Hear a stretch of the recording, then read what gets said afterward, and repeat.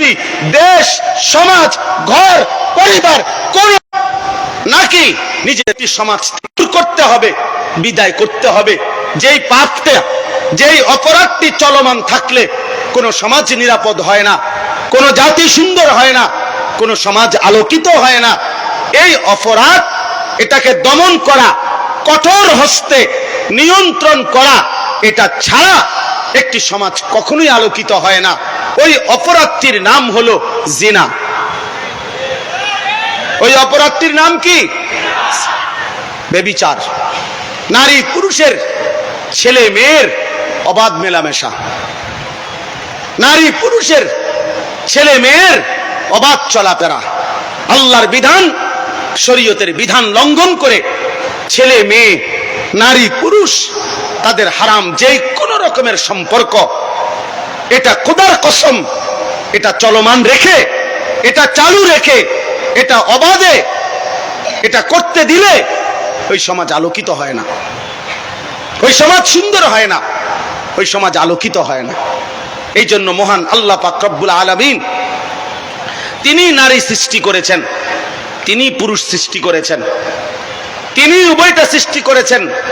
ফাখালাকা মিনহু যাওজাইনি যাকারা ওয়াল উনসা ওয়া খালাকনাকুম আজওয়াজা ওয়া মিন আয়াতিহি আন খালাকা লাকুম মিন আনফুসিকুম আজওয়াজা ইয়া আইয়ুহান নাসু ইত্তাকু রাব্বাকুম আল্লাযী খালাকাকুম মিন নাফসিন ওয়াহিদা ওয়া খালাকা মিনহা যাওজাহা। আল্লাহ বলেন নারী পুরুষ এ তো রব্বুল আলামিন সৃষ্টি করেছেন, অতএব নারীর প্রয়োজনীয়তা তো আল্লাহ তাআলা সৃষ্টি করেছেন, পুরুষের প্রয়োজনীয়তা আল্লাহ তাআলাই সৃষ্টি করেছেন, নারীর চাহিদা আল্লাহই সৃষ্টি করেছেন, পুরুষের চাহিদা আল্লাহই সৃষ্টি করেছেন।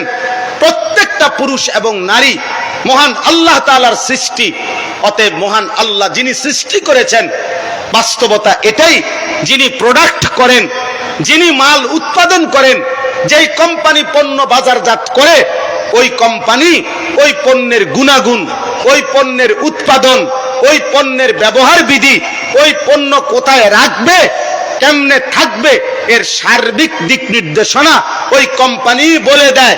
আর ওই কোম্পানির দিক নির্দেশনা মেনে চলার মধ্যেই নিরাপত্তা, শান্তি, এটাই বাস্তবতা। এই জন্য সিরাপের বোতলে লেখা থাকে শিশুদের নাগালের বাইরে রাখুন, সিরাপের বোতলের মধ্যে লেখা থাকে ঠান্ডা ও শুষ্ক স্থানে রাখুন। তাহলে এটা যারা উৎপাদন করছেন তারাই ভালো বলতে পারেন। তো মহান আল্লাহ পাক রব্বুল আলামিন তিনি তো নারীকে সৃষ্টি করেছেন, তিনি তো পুরুষকে সৃষ্টি করেছেন। তাহলে নারী পুরুষের এই সৃষ্টি যিনি করলেন, সেই মহান আল্লাহ পাক রব্বুল আলামিন তিনি তো পুরুষের কার্য কি, পুরুষের চলাফেরার অবস্থান কি, পুরুষের জীবন চলার গতিবিধি কি, সেটা আলাদা আল্লাহ বলে দিয়েছেন। আবার নারীর অবস্থান করবে কোথায়, নারীর জীবন চলবে কোন পরিমণ্ডলে, নারীর জীবনের জন্য কি কি বিধি নিষেধ, পুরুষের জন্য কি বিধি নিষেধ, এটা মহান আল্লাহ পাক রব্বুল আলামিন উল্লেখ করেছেন। এই জন্য তাফসীরে মাআরিফুল কোরআনে আমাদের এই ভারতীয় উপমহাদেশের শ্রেষ্ঠতম বুজুর্গ আলেমে দ্বীন মুফতি শফি রহমাতুল্লাহ আলাইহি তিনি বলছেন যে নারী পুরুষের অবস্থান, নারী পুরুষের স্বভাব, নারী পুরুষের রুচি, নারী পুরুষের চাহিদা, নারী পুরুষের জীবন চলার প্রতিটা পদক্ষেপ যেহেতু মহান আল্লাহ পাক তিনি সৃষ্টি করেছেন, তিনি আলাদা বর্ণনা করেছেন। এই নারী পুরুষের আল্লাহ প্রদত্ত এই বাধা, আল্লাহ প্রদত্ত এই বেড়া, আল্লাহ প্রদত্ত এই দেওয়াল ডিঙ্গিয়ে নারী পুরুষের সর্বোচ্চ যেই জুলুম, যেই অপরাধ, নারী পুরুষের দ্বারা সর্বোচ্চ যেই পাপটি হয়ে থাকে, যেটা আল্লাহর বিধান, বাস্তবতা এবং আল্লাহ তাআলার হুকুম আহকামকে সম্পূর্ণভাবে বিসর্জন দিয়ে সর্বোচ্চ যেই পাপে গিয়ে নারী আর পুরুষ লিপ্ত হয়, সেই অপরাধের নামই হচ্ছে জিনা, জিনা, ব্যভিচার। আর এই জিনা এবং ব্যভিচার কোন ব্যক্তি, কোন সমাজ, কোন অঞ্চলে চলমান অবস্থায় ওই সমাজ নিরাপদ হয় না, ওই সমাজ আলোকিত হয় না, ওই সমাজ পবিত্র হয় না, ওই সমাজের নিরাপত্তা থাকে না।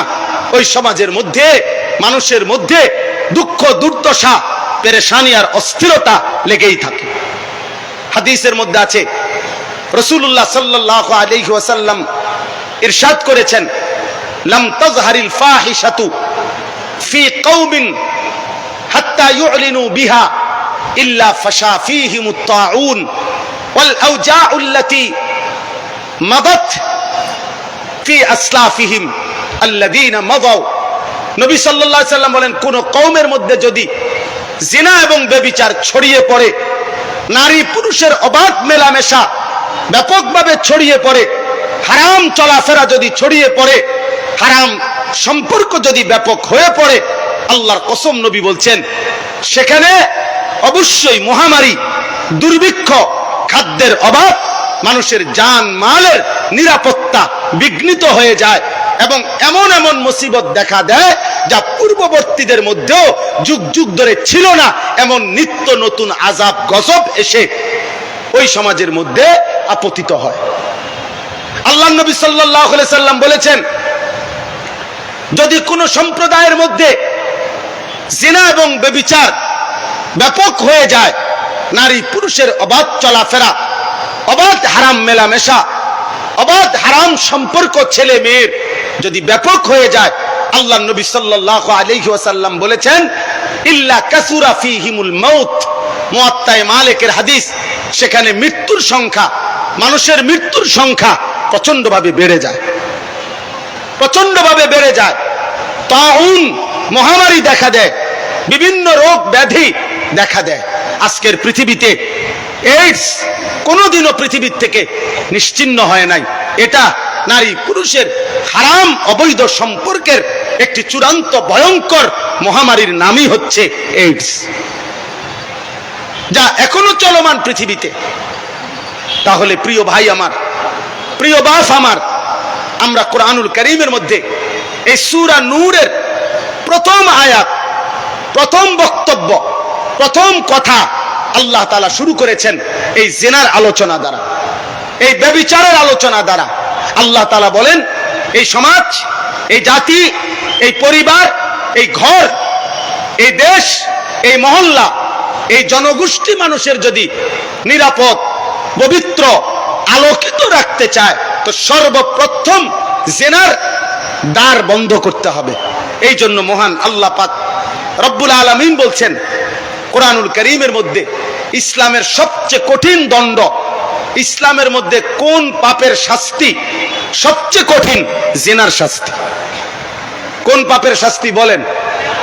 আমাদের বিশ্ববিখ্যাত মুফাসসির শেখুল হাদিস, দারুল উলুম দেওবন্দের শ্রেষ্ঠতম সন্তান, যিনি অল্প সময় পূর্বে ইন্তেকাল করেছেন, হযরত মাওলানা সাঈদ আহমদ পালনপুরি রাহমাতুল্লাহি আলাইহি, তার বিশ্ববিখ্যাত তাফসীর হেদায়াতুল কোরআন, এই হেদায়াতুল কোরআন তাফসীরের মধ্যে তিনি এই বিষয়ের উপরে লম্বা আলোচনা লিখছেন। একটা মৌলিক কথা বলছেন উনি, যে জিনা এবং ব্যভিচারের শাস্তি আপাত দৃষ্টিতে বাহ্যিক দুনিয়াতে স্বাভাবিকভাবে কোনো মানুষ শুনলে আঁতকে ওঠে, কাইপা ওঠে, লাফ মাইরা ওঠে, যে কি ভয়ঙ্কর শাস্তি, কি ভয়ঙ্কর। কিছু কিছু ভদ্রলোক, সভ্য পৃথিবীর আধুনিক দাবিদার, ওরা ইসলামের জিনার শাস্তি আর ব্যভিচারের শাস্তি দেখলে আঁতকে ওঠে, বলে কি বর্বরতা, কি জঘন্যতা, কি মারাত্মক শাস্তি।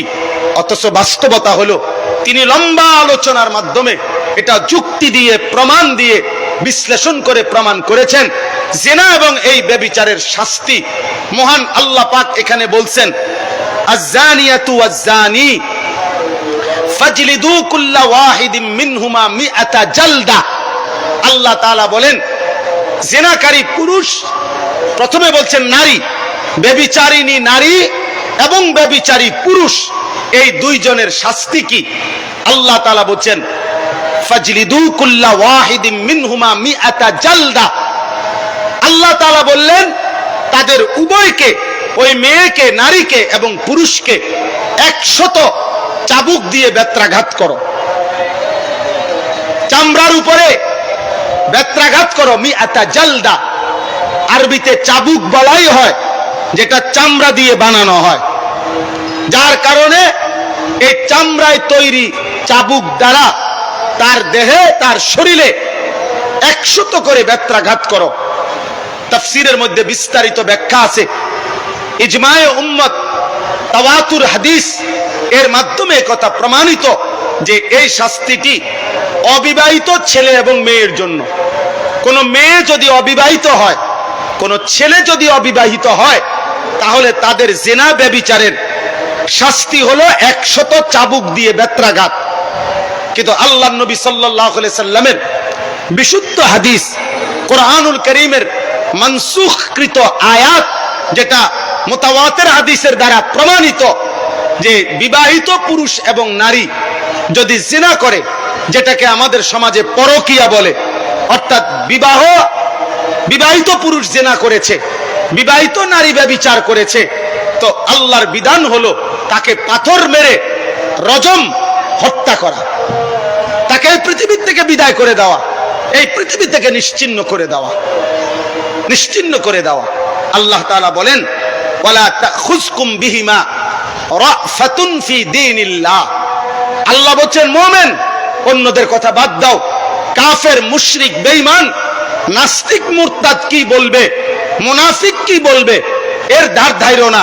তবে তোমরা মুমিনদের কাছে, ঈমানদারের কাছে আমি আল্লাহ বলে দিলাম যে আমি আল্লাহ আরহামুর রাহিমিন, আমি রহমান, আমি রাহিম, আমি সত্তার, আমি আল্লাহ সেই মালিক যে বান্দার গুনাহ গোপন রাখি, বান্দার গুনাহ লুকিয়ে ফেলি। আমি সেই মালিক, আসমান ছোঁয়া গুনাহ পর্যন্ত আমি আল্লাহ মাফ করে দিতে রাজি। কিন্তু আমি আল্লাহ বললাম, জিনা এবং ব্যভিচার যদি নিশ্চিত প্রমাণিত হয় শরীয়তের বিধানের আলোকে, তাহলে এদেরকে অবিবাহিত হলে 100 বেত্রাঘাত করা, আর বিবাহিত হইলে পাথর মেরে হত্যা করা, এই বিধান কার্যকর করার ক্ষেত্রে তোমাদের কারো অন্তরে যেন এক জাররা বিন্দু পরিমাণ কোনো দয়া মায়া না আসে। এখানে আবেগ দেখায়ও না, এখানে ভালোবাসা দেখায়ও না, এখানে সস্তা আহ্লাদ দয়া মায়া দেখাবে না। আমি আরহামুর রাহিমিন, আমি রহমের দরিয়া, রহম আমার থেকে আসে, দয়া মায়া আমি আল্লাহর থেকে আসে, আমার সিফাত দয়া মায়া, সেই দয়া মায়ার সিফাত আমি রহমান রাহিম, আমি সিদ্ধান্ত দিলাম। এমন জঘন্য, এমন নাফরমান আমার জমিনে থাকার অধিকার নাই, অধিকার নাই। এরপরে আল্লাহ তাআলা বলছেন, কোন মানুষের জন্য শারীরিক শাস্তি এটা যেমন তার জন্য কষ্টকর, মানুষের উপস্থিতিতে লজ্জা পাওয়া এটাও তার জন্য অনেক বেশি কষ্টকর। একে তো ফিডা খাইলো, আবার এতগুলো মানুষ দেখলো, এতগুলো মানুষ শুনলো। এই জন্য আল্লাহ তাআলা এই শাস্তিটার উপরে আবার বলছেন, ওয়ালিয়াশহাদ আযাবাহুমা তাইফাতুম মিনাল মুমিনিন। মুমিনদের একটা দল, একটা ভারী জামাত মুমিনদের যেন এই নাফরমান পাপীদের, জিনাকারী ছেলে মেয়ে, পুরুষ নারী, এদের শাস্তি কার্যকর করার সময় তারা যেন সশরীরে সচক্ষে উপস্থিত থাকে, তারা যেন দেখে, তারা যেন দেখে।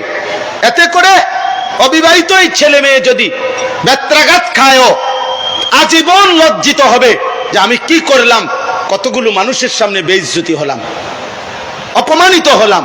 আর দ্বিতীয়ত, এই মানুষগুলো যারা দেখলো তারা জীবনের তরে সবক পাইয়া গেল, তারা জীবনের তরে উপদেশ হাসিল করলো যে এমন জঘন্য পাপের কাছেও যাওয়া যাবে, কাছেও যাওয়া যাবে না।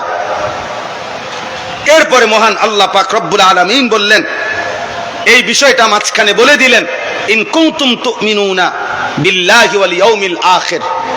দুনিয়াবী দৃষ্টিতে মায়া দয়া আসলে হবে না বান্দা, বরং তোমরা যদি আল্লাহকে মেনে থাকো, আখিরাতকে মেনে থাকো, তাহলে ঈমানদার।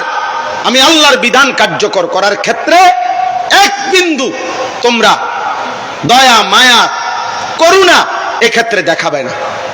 এখন দেখেন কি দাঁড়াইলো কথা, দাঁড়াইলো এই কথাটা, জিনা এবং ব্যভিচার, নারী পুরুষের অবাধ মেলামেশা, ছেলে মেয়ের হারাম সম্পর্ক, এটা এতটাই জঘন্য, মহান আল্লাহ পাক রব্বুল আলামিন ইসলামী শরীয়তে আল্লাহর বিধানের মধ্যে আমিরুল মুমিনিন মুসলিম রাষ্ট্রের খেলাফতের দায়িত্বে সবচেয়ে কঠোর যে শাস্তিটা নির্ধারণ করেছেন সেটা হলো এটা। এবং এখানে কোন রাষ্ট্রপ্রধান, মুসলিম কোন খলিফা, মুসলিম কোন আমিরুল মুমিনিনেরও এক সুতা এই বিধান প্রমাণিত হলে, এই জিনা ব্যভিচার উপযুক্ত শরীয়তের মূলনীতির আলোকে প্রমাণিত হলে কোন বাদশাহ আমিরুল মুমিনিনেরও সামান্য করুণা দেখাবার, দয়া দেখাবার, কোন রকমের সিম্পেথি, দয়া মায়া অনুকম্পা দেখাবার কোনো অনুমতি নাই, কোনো অনুমতি নাই, কোনো অনুমতি নাই। এবার আমি ছোট্ট যে কথাটা বলতে চাই সেই ছোট্ট কথাটা হলো জিনা এবং ব্যভিচার মহান আল্লাহ পাক রব্বুল আলামিন এতটা কঠোরভাবে নিষেধ করেছেন। প্রিয় ভাই, প্রিয় বাবা, বিশেষ করে প্রিয় নওজোয়ান, সবার কাছে আমার এটা অনুরোধ। হাদিসের মধ্যে আছে, আল্লাহর নবী সাল্লাল্লাহু আলাইহি ওয়াসাল্লাম বলেন, লা ইয়াজনি জানি হিনা ইয়াজনি ওয়া হুয়া মুমিন। নবীজি বলেন, কোন জিনাকার ব্যভিচার যখন করে, জিনা করে, সে মুমিন থাকে না। আর যদি তওবা না করে আর বুঝ না আসে, ফিরে না আসে, তো তার তো ঈমানও থাকবে না। তো তার আখিরাত কি হবে? তার আখিরাত কি হবে? রাসূলুল্লাহ সাল্লাল্লাহু আলাইহি ওয়াসাল্লাম এরপরে দ্বিতীয় হাদিস নবীজি বলছেন, মা মিন আহাদিন আগিয়ারু মিনাল্লাহ আন ইয়াজনিয়া আবদাহু আও আন তাজনিয়া আমাতাহু। নবীজি বলেন, মহান আল্লাহ পাক রব্বুল আলামিন জমিনের কোন পাপে সবচেয়ে বেশি গুসা হয়, আল্লাহর গায়রতের মধ্যে লাগে, আল্লাহ তাআলার আত্মসম্মানে আঘাত করে, সেটা হলো আল্লাহর কোন বান্দা অথবা আল্লাহর কোন বাঁধি যদি জিনা করে। কোন পুরুষ যদি জিনা করে, কোন মহিলা যদি জিনা করে, কোন ছেলে মেয়ে যদি ব্যভিচার করে, খোদার কসম নবী বলছেন, আল্লাহ তাআলার গায়রত, আল্লাহ তাআলার আত্মসম্মানে আল্লাহ তাআলার সবচেয়ে বেশি গুসা হয়, গুসা হয়, আল্লাহ সবচেয়ে বেশি গুসা হয়। হাদিসের মধ্যে আছে, রাসূলুল্লাহ সাল্লাল্লাহু আলাইহি ওয়াসাল্লামের জামানায় একজন ইমানদার মুসলিম পুরুষ যখন নবীজির কাছে আয়েশা সামনাসামনি বলছে, আমি জিনা করেছি, ইন্নী কাদ জানাইতু, ইয়া রাসূলুল্লাহ, আমি জিনা করেছি। আল্লাহর নবী সাল্লাল্লাহু আলাইহি সাল্লাম তিনবার পর্যন্ত ওনার কথাটা পাত্তা দেয় নাই। আরে বলে কি? উনি যখন তিনবারের পরে আবারও বলছে, নবীজি অবাক হয়ে বলতেছেন, আবিকা জুনুন, আরে তুমি কি পাগল নাকি? তোমার মধ্যে কি পাগলামি আছে নাকি? তোমার মাথায় সমস্যা নাকি? মুমিন মুসলমান কিভাবে জিনা করে? মুসলমান এটা বলে কেমনে? আবার মুসলমানের দ্বারা এটা হয় কিভাবে? তাহলে বোঝা গেল রাসূলুল্লাহ সাল্লাল্লাহু আলাইহি ওয়াসাল্লাম অবাক হয়ে গেলেন, আশ্চর্য হয়ে গেলেন যে একজন মুমিন কিভাবে জিনা করে। অতঃপর চারবারের স্বীকৃতিতে যখন সেটা চূড়ান্ত প্রমাণিত হয়েছে আর তিনি বিবাহিত ছিলেন, তো আল্লাহর নবী সাল্লাল্লাহু আলাইহি সাল্লাম তাকে এই রজম পাথর মেরে হত্যার নির্দেশ দিয়েছেন। সাহাবায়ে কেরাম সেই আদেশ কার্যকর করেছে। নবীজি সাল্লাল্লাহু আলাইহি সাল্লামের জামানায় একাধিকবার পাথর মেরে জিনাকারের শাস্তি কার্যকর হয়েছে। হযরত আবু বকর সিদ্দিকের জামানায় কার্যকর হয়েছে, হযরত ওমরের জামানায় কার্যকর হয়েছে। অতএব ইসলামের এটা একটা মুতাওয়াতির অকাট্য বিধান। এখানে কোন রকমের দয়া মায়া দেখাবার কোনো সুযোগ নেই।